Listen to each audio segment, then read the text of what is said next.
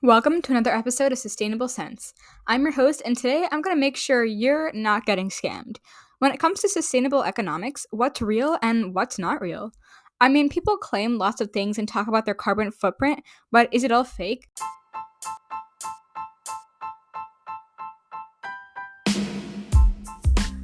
Welcome to Sustainable Sense, where we invest in climate defense. You're in for our hot take on all things money, markets, and the environment. Today, we're delving deep into the world of carbon offsetting, separating fact from fiction, and exploring the economic dimensions of this hot topic issue. So basically, carbon offsetting is like a financial transaction for the planet. It's a mechanism through which organizations can balance out their greenhouse gas emissions by investing in projects that reduce or remove emissions elsewhere. So these projects can range from reforestation and renewable energy development to methane capture and energy efficiency improvements. So basically, it's about achieving a net zero carbon footprint by offsetting emissions in one area with reductions or removals elsewhere. And I'm sure someone out there is wondering, is this really effective? Now, here's where things get interesting from an economic standpoint. On the one hand, carbon offsetting can be seen as a win win for both the environment and the economy. By creating financial incentives for emission reductions, it fosters innovation in clean technologies and stimulates investment in sustainable infrastructure. So, this, in turn, can lead to job creation, economic growth, and enhanced competitiveness in a low carbon world. However, there are also economic challenges and ethical considerations to contend with. So, for example, the quality and effectiveness of offset projects can vary widely, raising questions about additionality, permanence, and leakage. So, are these projects actually delivering the emissions reductions they promise, or are they simply greenwashing tactics designed to bolster corporate reputations? But on top of this, there's the issue of equity. Carbon offsetting projects have the potential to benefit affluent communities more than marginalized ones, exacerbating existing inequalities. So, for instance, reforestation projects may compete with indigenous land rights, while renewable energy installations could displace local communities or disrupt traditional livelihoods. It's a delicate balance between environmental integrity and social justice, one that requires careful consideration and inclusive decision making processes, because in this world, no one should be left out. But fear not, because there are shining examples of companies leading the way in responsible carbon offsetting. Plus, if you guys have listened to previous episodes, you've probably heard me mention these green companies as being good impact investments. So take Patagonia, for instance. They've not only reduced their own carbon footprint, but have also invested in projects that restore ecosystems and mitigate climate change. So, by prioritizing transparency and accountability, they've set a high bar for corporate sustainability efforts. The fashion sector bears a significant responsibility, accounting for a staggering 10% of global carbon emissions, surpassing the combined emissions of international flights and maritime shipping. Every facet of the clothing industry contributes to the climate crisis in varying degrees. The majority of garments are manufactured in facilities heavily reliant on energy derived from coal and gas. So, without intervention, the clothing industry is projected to demand 3 times as many resources to meet consumer needs by 2050, posing a dire threat. So, with fast fashion on the rise, consumer demand and hyper consumer sentiment is rapidly increasing. So, we need companies like Patagonia to break the cycle and invest in green projects to offset the rapid contamination of the consumer goods sector.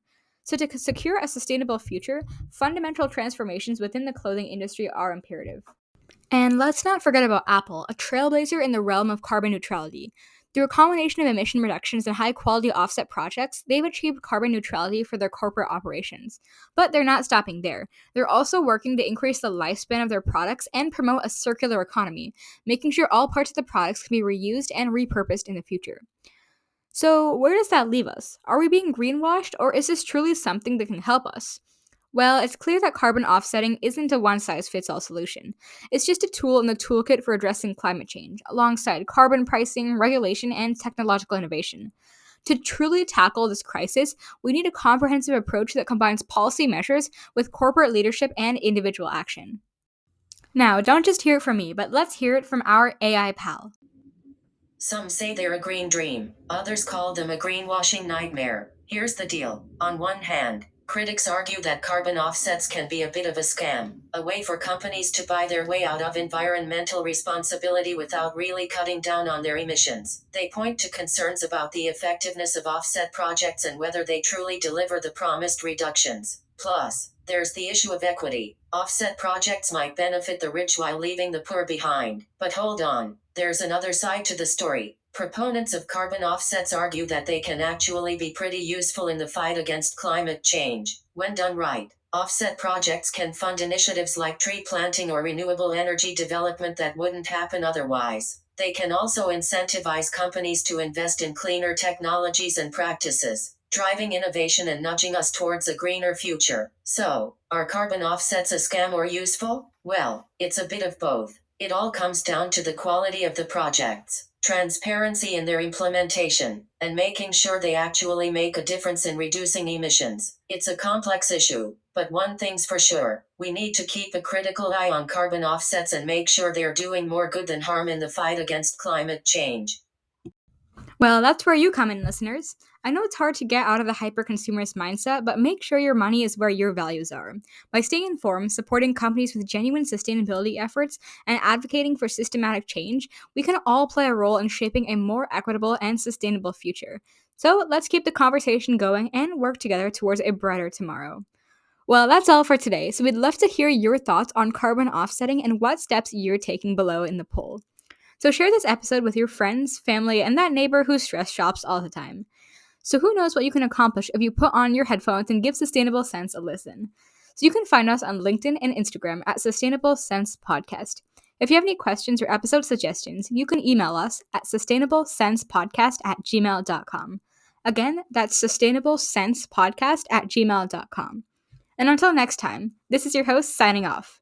And as always, invest your sense in climate defense.